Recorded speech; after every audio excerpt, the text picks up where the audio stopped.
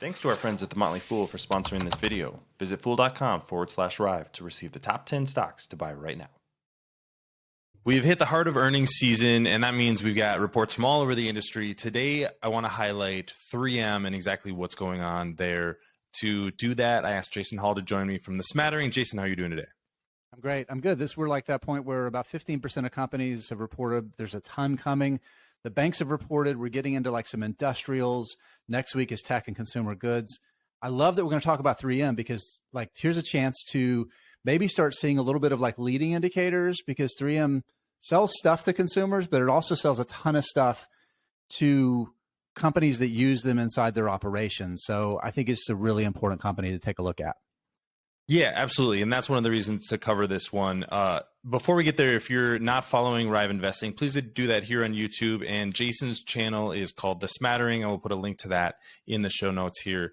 Jason, why don't you walk us through at least the high level numbers, then we can kind of dig into exactly what's going on here. Right. So 3M, big established company. It's kind of a bellwether at this point. I guess we kind of saw what more or less what was expected. Revenue for the year finished up the fourth quarter, reported full year revenue of about $34 billion. That was down 3%. They talk about it in the release that foreign exchange headwinds, like we keep hearing those two words, right, for these big international companies. Foreign exchange is putting pressure on their revenue. It's starting to affect their bottom line too, as are like the continued raw materials challenges on the supply chain side with high raw materials costs. We saw gross margin came down. Last year was almost 47%, Travis, below 44% for the full year in 2022. As a result, operating margin was also down 19% versus 20.8% year over year. Of course, that trickles down to the bottom line. And I guess, again, the way I think about it, you think about 2021, great year. Companies were able to be very profitable, even with the supply chain challenges. You know, you think about a company like 3M, it was still massive demand for things like masks, right? PPE, and it could basically hold its line on pricing and was able to create good margins. We saw a little bit of an erosion of that in 2022, but it's starting to feel the pinch and not necessarily able to pass along those price increases. Paid down some debt early last year. That's a good, healthy thing. As cost of capital becomes an issue, we want to see companies that are doing that.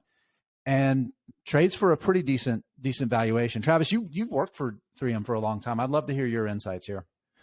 Yeah, I think the interesting thing here is, remember that this is a manufacturing company that most of what it sells goes to other businesses. So in the middle of the pandemic, 2020, 2021, it was companies buying as much stuff as they could. Hey, if you can fill our Target store with tape, we will take all the tape because we can't get anything else.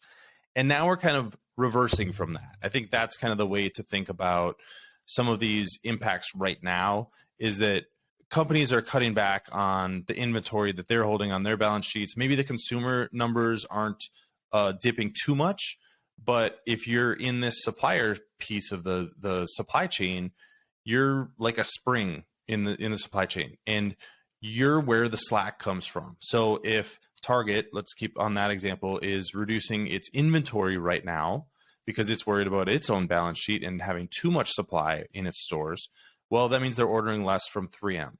So at the end of the day, the numbers may still be moving a little bit higher incrementally, but it makes for maybe a bad quarter, maybe a little bit of a bad year. To dig into a couple of the numbers that they had that I think were really interesting, the raw material impact on earnings was 16 cents. Foreign currency exchange, 10 cents. Divestitures, and then the tax rate was another 9 cents on top of that. So and then add in the Russia exit, 15 cents. So those items right there are a pretty big impact on the company's income statement. Now, 2023, we could see all of those things reverse. So that's, I think, something to keep in mind. The company's trading at a pretty reasonable multiple right now. 2023 guidance is for $8.50 to $9 per share in earnings. And I think you kind of alluded to it. Maybe that's going to be a low point as we're recording. The stock is trading for $115 per share. So the multiple there is in the low teens. I think it's a pretty reasonable multiple to pay for a company that's yielding 5% from a dividend perspective. So this is a value stock. It's not going to knock anybody's socks off with its earnings. But if you're getting it for a good price, I don't think that's a bad spot to be. Let us know your thoughts on 3M's earnings in the comment section below. Follow Riiv Investing and The Smattering here on YouTube, and we'll see you here next time.